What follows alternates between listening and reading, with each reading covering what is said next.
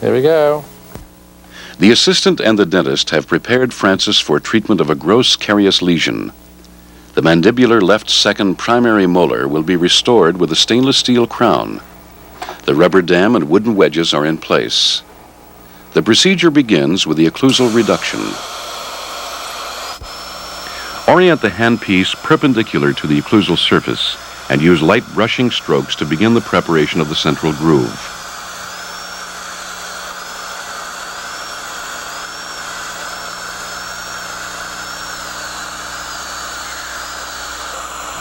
Then follow each of the buccal grooves from the central groove out through the buccal surface. Reduce each groove gradually to a depth of 1 to 1.5 millimeters, following the anatomy carefully to avoid endangering the pulp.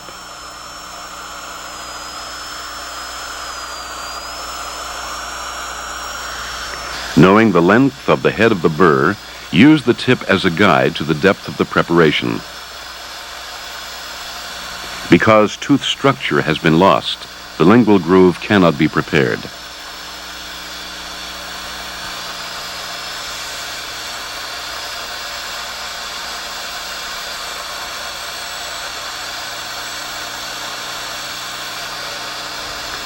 Noting that the tooth is rotated, the operator decides to perform the proximal slices before reducing the cusps so as to avoid damaging adjacent teeth.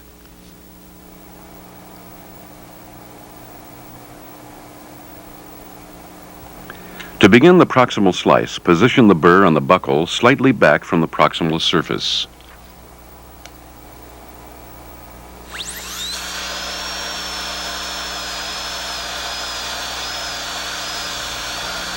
Penetrate the buccal surface. Move the burr lingually a little at a time in order to remove the proximal enamel without damaging the adjacent tooth. Gradually deepen the preparation, breaking the contact and extending the slice to a feather edge margin at the gingival crest. The broad primary contact, which extends nearly to the gingiva, must be entirely broken so that the margin of the crown will pass between the teeth.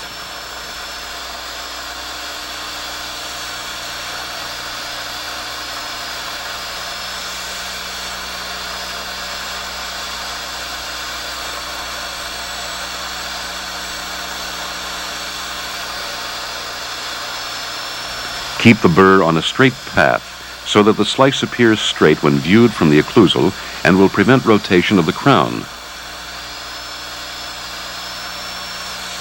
Check the contact. Slower, please.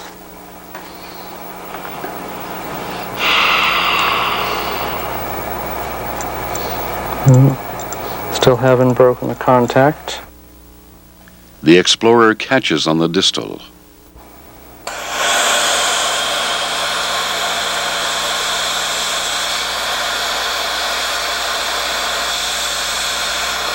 Deepen the entire slice to maintain a smooth surface.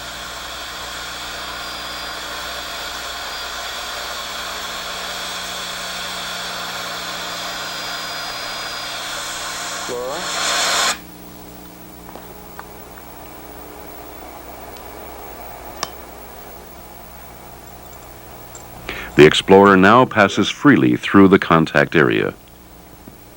Next, begin the mesial slice.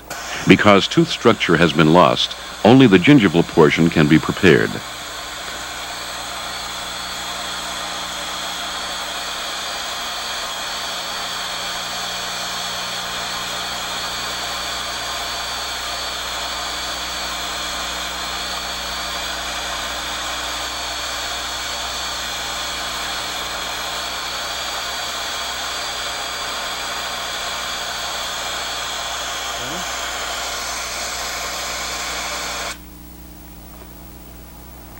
Check the mesial contact. Okay, all the way through. Now complete the occlusal preparation by reducing the cusps, beginning with the distolingual cusp. Very good, Francis. Everything all right? Position the burr at the angle of the cusp slope and pass it mesiodistally over the cusp, following its anatomy.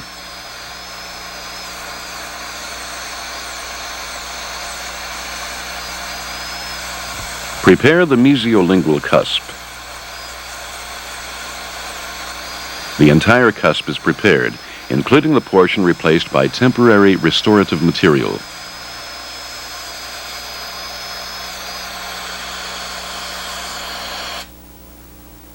Reposition the burr to prepare the buccal cusps. In this position, it is most convenient to reduce the tip of the cusp before the slope. A portion of the mesiobuccal cusp slope has been lost and cannot be reduced. Reduce the distobuccal cusp, starting at the tip, and using the guide cuts to determine the amount to be removed.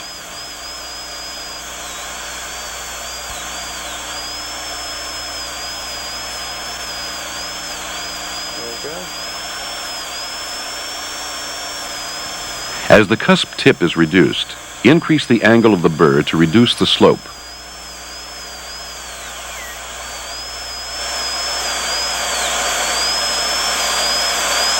You're doing just great, Francis. Because the proximal slice was completed, the cusp of the rotated tooth can be reduced without danger to the adjacent first permanent molar. When the cusps have been reduced, use a few additional strokes to smooth the entire surface. Then clean and dry the preparation and use the mirror to compare the level of the occlusal reduction to that of the adjacent marginal ridges. Okay, that's still a little high. Okay.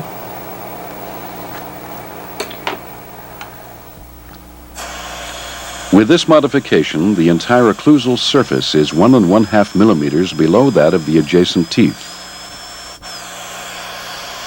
Next, reposition the burr to bevel the occlusal buccal line angle.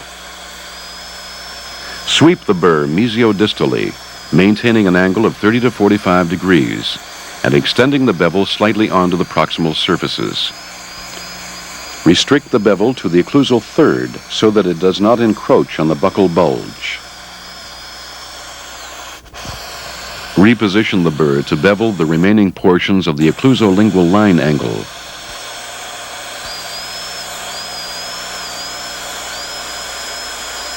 Doing great, Francis. We're really going fast now.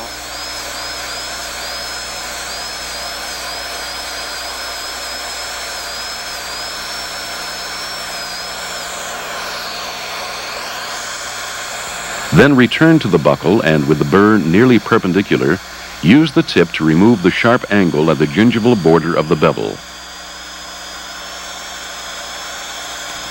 Next, use the side of the burr to round off the distobuccal line angle.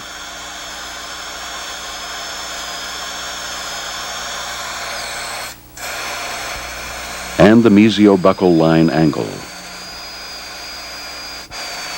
Be careful to round off only the line angles. The proximal surfaces should remain flat. Reposition the burr to round off the mesiolingual line angle.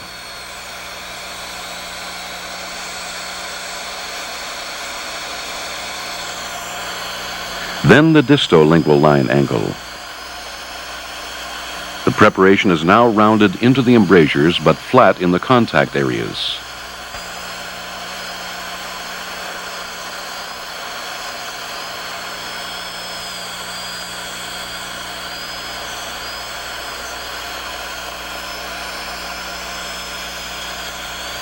Finally, round the lingual bevel.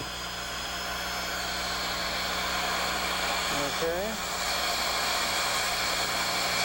The preparation is now complete except for final checking. Examine the preparation for any sharp line angles, rough spots, or ledges. Seems to be a little rough down here. I'll have to smooth that off. Everything else seems fine.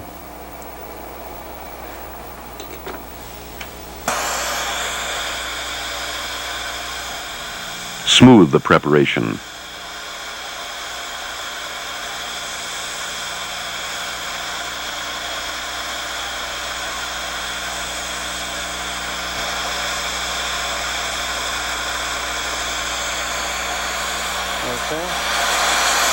Laura. Check that.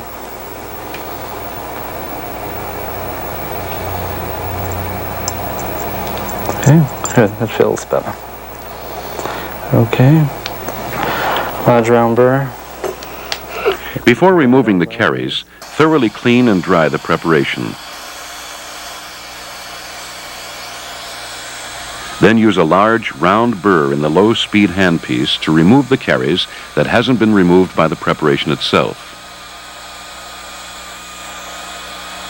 Use light brushing strokes to avoid inadvertently exposing the pulp. There we go.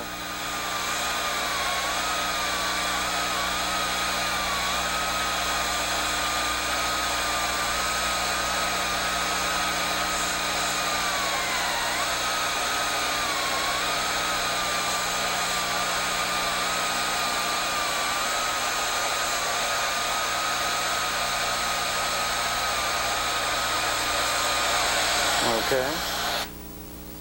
Just check that with a spoon.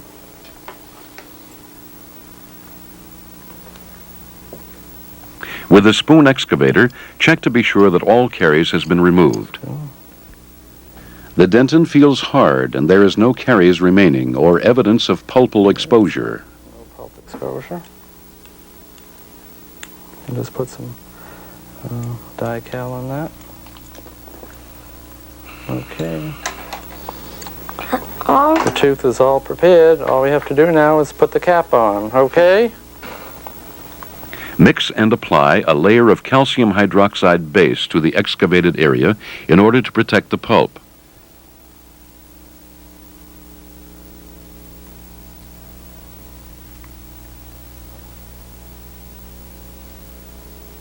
Okay.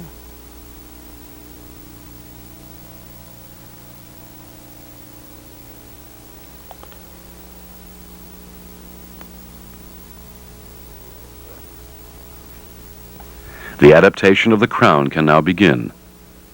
The rubber dam has been removed in order to check the occlusion directly. Okay, we have adequate clearance. Let's try number 3. Start with a medium-sized crown and compare its mesiodistal width to that of the tooth. No, that's going to be too small. Let's see a 4. Select a larger crown. Hold the crown in a vertical position and seat it to the gingival crest. Use the mirror and check that the margins are at the gingival crest on the lingual. Fine. Then attempt to press the crown into occlusion. In this case, the crown does not seat fully because the margins are wide and press in the gingiva. Blanching is seen, and the marginal ridges are above those of adjacent teeth. Blanching a little bit in the distal. Have a mirror, please. Using the mirror, compare the height at the marginal ridges. The crown appears more than a millimeter higher than the adjacent tooth. Preliminary trimming and contouring are advisable. Use the spoon to lift the crown, guiding it with your thumb to prevent it from falling.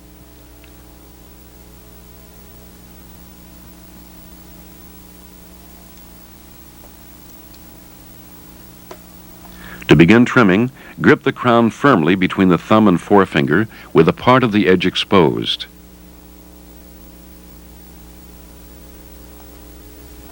Position the scissors so that the tips point away from the occlusal surface of the crown and cut the crown with a portion of the blades which is slightly back from the tip. To remove a continuous band of metal, close the scissors only partially with each cut, turning the crown as needed to expose the uncut portion of the edge.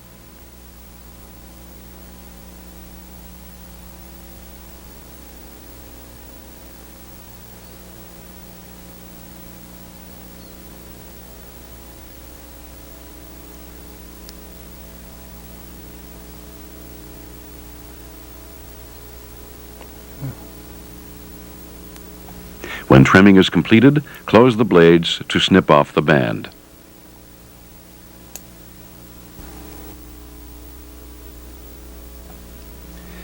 Examine the trimmed margin to see that it forms a smooth line.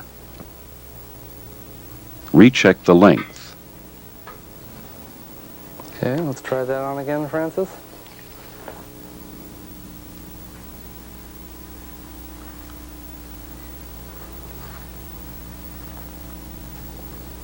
Which fits better? The marginal ridges of the crown are within a millimeter of the adjacent marginal ridges. After preliminary contouring, the margin should seat within the sulcus, lowering the occlusal surface. Carefully remove the crown.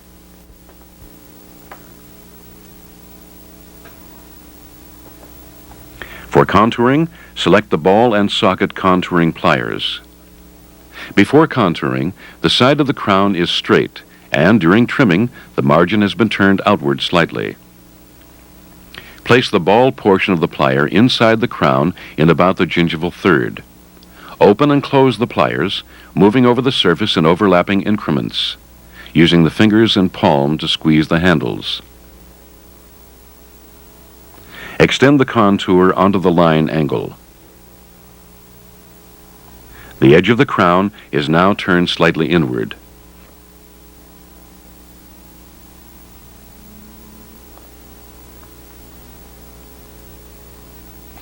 Make a third attempt to seat the crown. Seats better? The crown appears to be an occlusion, and the margins appear to fit into the sulcus without blanching. Have the patient bite down to be sure the crown is in occlusion. Okay. To determine that the margin is in the sulcus, insert the tip of an explorer and tactily locate the edge. Okay, let's scribe a line. Next, use a sharp hatchet to scribe a line which will help determine the final length of the crown. Make overlapping small scratches at the gingival crest on the buccal and lingual surfaces.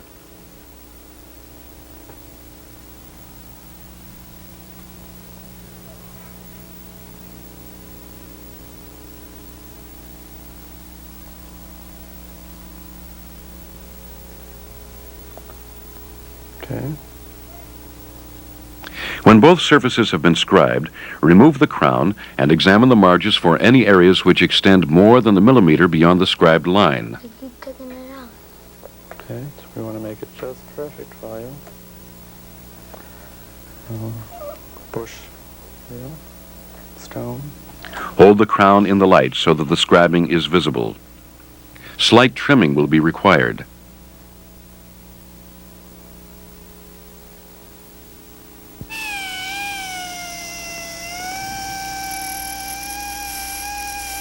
Use the heatless stone to trim, since less than a millimeter must be removed. Rotate the stone in the low-speed handpiece and pass it back and forth over the edge of the crown until the margin is within 1 millimeter of the line.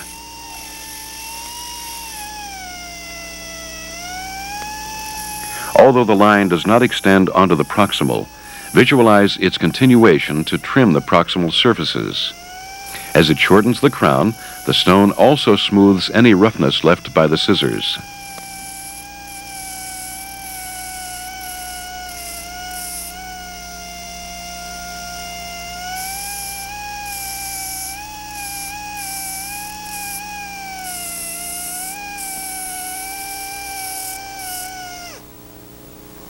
Yeah, contouring pliers. Next, begin the final contouring. Reshape the side of the crown to reproduce the buccal bulge. The pressure of the ball and socket combined with a slight downward movement produce a rounded surface. The flatter proximal surfaces are contoured with gentle squeezing of the pliers. Make sure the strokes overlap so that the margin will form a smooth curve without sharp bends or ripples.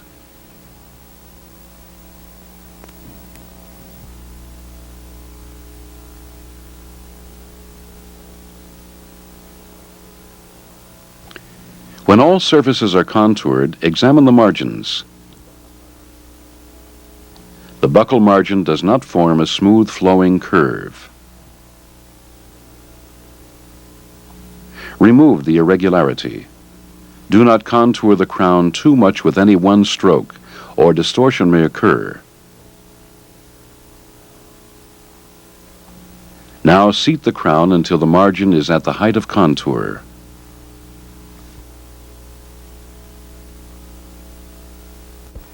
Okay, may I have a mirror, please?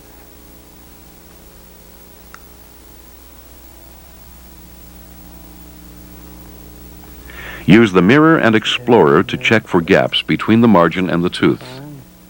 The mirror shows a gap to the mesial, and crimping will be required.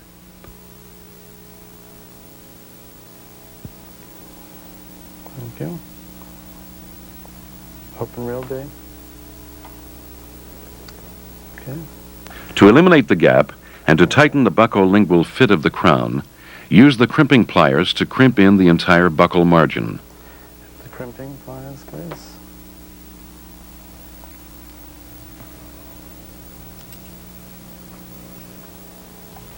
Grip the margin 1 millimeter from the edge.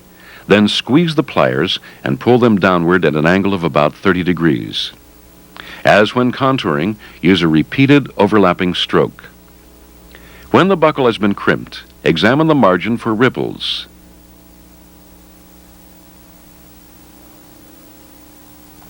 The margin is not yet smooth and must be crimped further.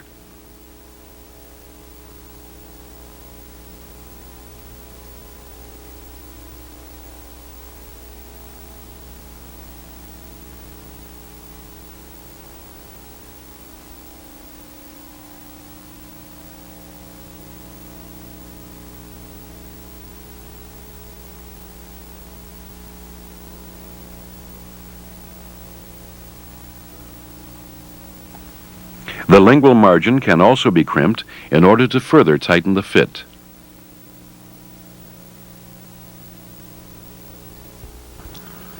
When the margins have been crimped, considerable pressure will be required to seat the crown, and it will be necessary to support the child's jaw. A well-adapted crown goes on with resistance and produces scraping sounds as it goes over the height of contour.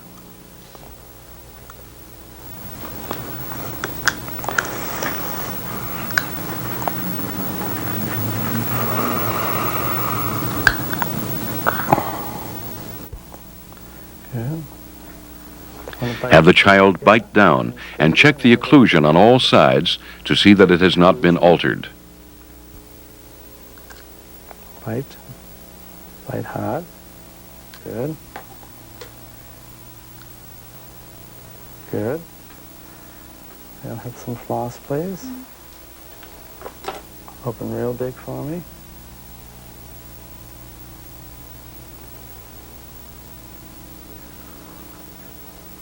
Then use floss to check the contacts. Slight resistance indicates that the original contacts have been restored. Okay. Explorer.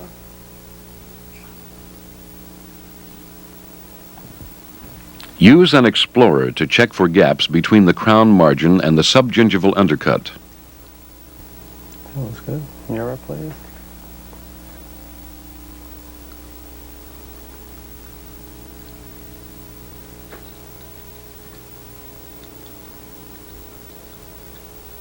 Okay.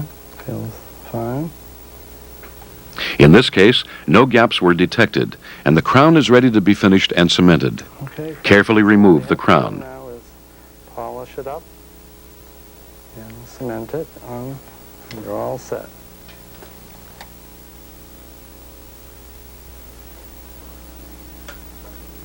First, use a heatless stone in the low-speed handpiece to smooth and slightly thin the margin of the crown.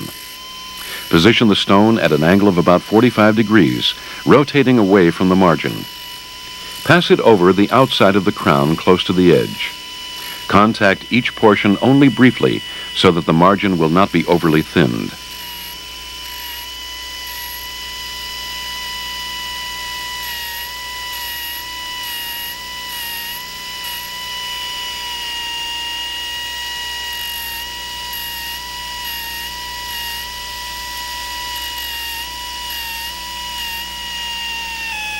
Use the stone to clear any metal fragments from the inside of the margin.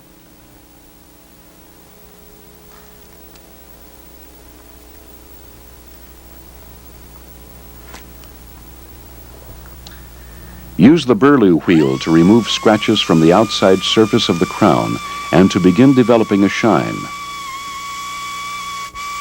Use the side of the wheel near its edge, not the edge itself.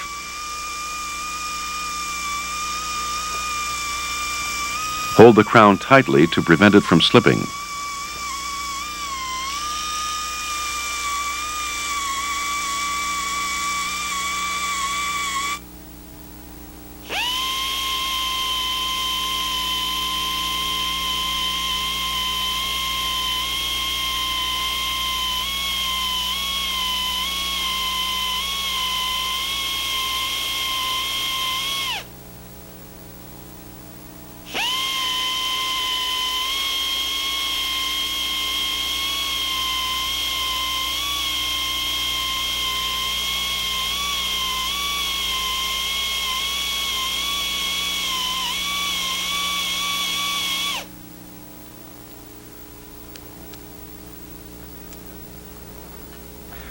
Next, the wire bristle wheel can be used to develop a high shine.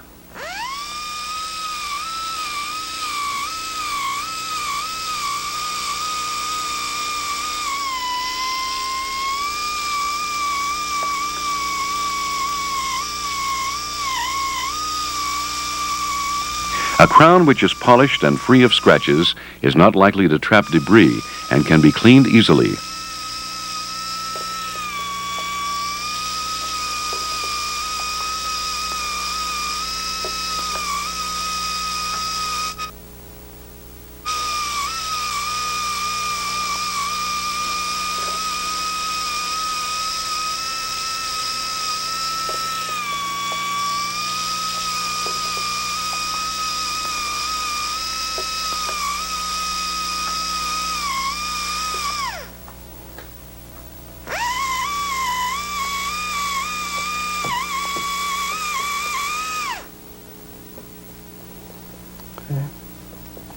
Before cementing the crown, re-crimp the margins, which are opened slightly each time the crown is removed from the tooth.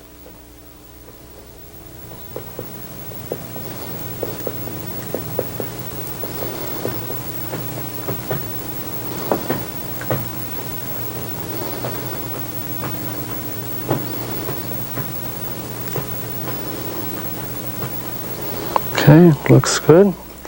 All ready to wash that up and wash his mouth out. Okay. Clean and dry the preparation thoroughly.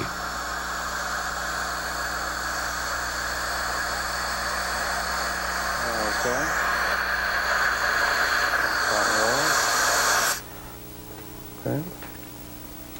Oatmeal big. Okay, we're just going to put some cotton each side of your tooth to keep it dry. Open real big for me. Open real big. Okay. Very good. And you have to sit here a little while. Next, the crown itself must be cleaned, dried, and partially filled with cement, and the preparation re-dried immediately before placement of the crown.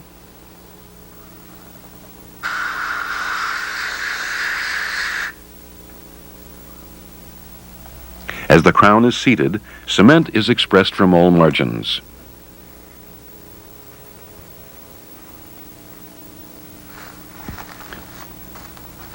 Close your teeth. Have the patient bite on the crown itself and then on a tongue blade placed over the crown and adjacent teeth in order to press the crown into occlusion. Bite your teeth together. Open.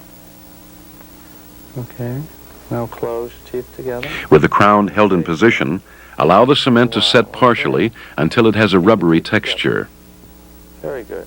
Now don't open your mouth.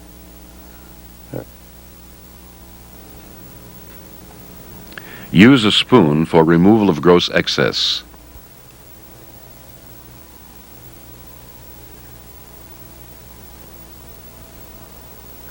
Those Though it is not yet hard, the cement is firm enough so that it can be engaged and pulled away. Open real big, Francis, please.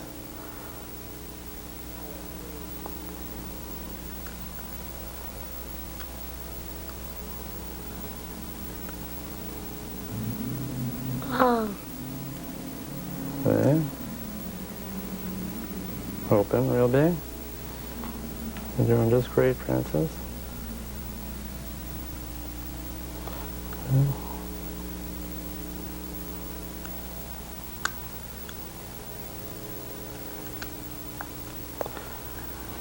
Some of these little bits of cement we'll have to take out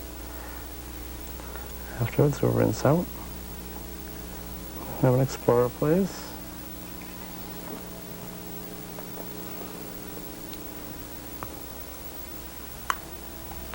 Use the explorer to remove smaller amounts of cement from within the sulcus, and use air and water periodically to suction out the loose cement. Why don't we wash around it? Okay. Take out the...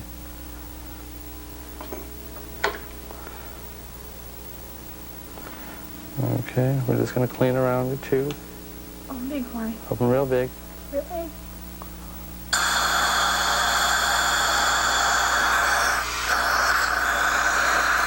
And dry it real well. Open real big.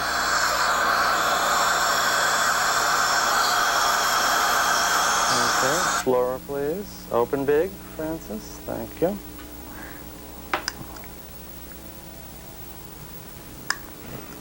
Continue clearing the margins. Let the tip of the explorer catch at the margin, then pull it free to break away any bits of cement, and blow air into the sulcus to help clear away any minute particles. Into the sulcus, please. Open very big. Ah. Even small particles may cause gingival irritation if allowed to remain. Okay. Mirror, please.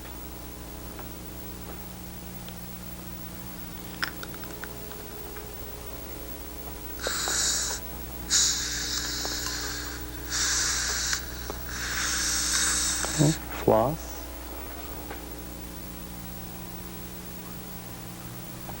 Finally, tie a knot in a length of dental floss and draw the knot through the proximal portion of the sulcus to pull out cement which may not have been removed by the explorer.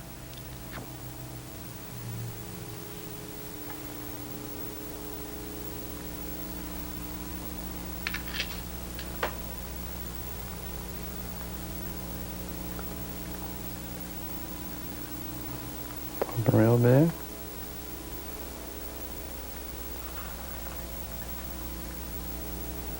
Okay, good. Wash them out.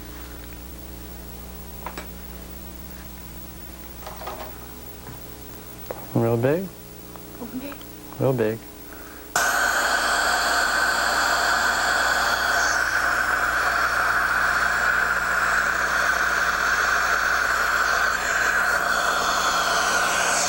Open real big, Francis. We'll just check it once more. I think we're all set. Okay, Explorer. Open real big. Check the margins to be sure they are free of cement. Okay, just have a gauze. Then use a gauze sponge to clean the surface of the crown. The restoration is now complete. The anatomy of the tooth has been restored, the crown is firmly retained, and the tooth is protected from recurrent caries. Really good, Francis. You did a beautiful job. You were a big helper. Close your teeth. Okay.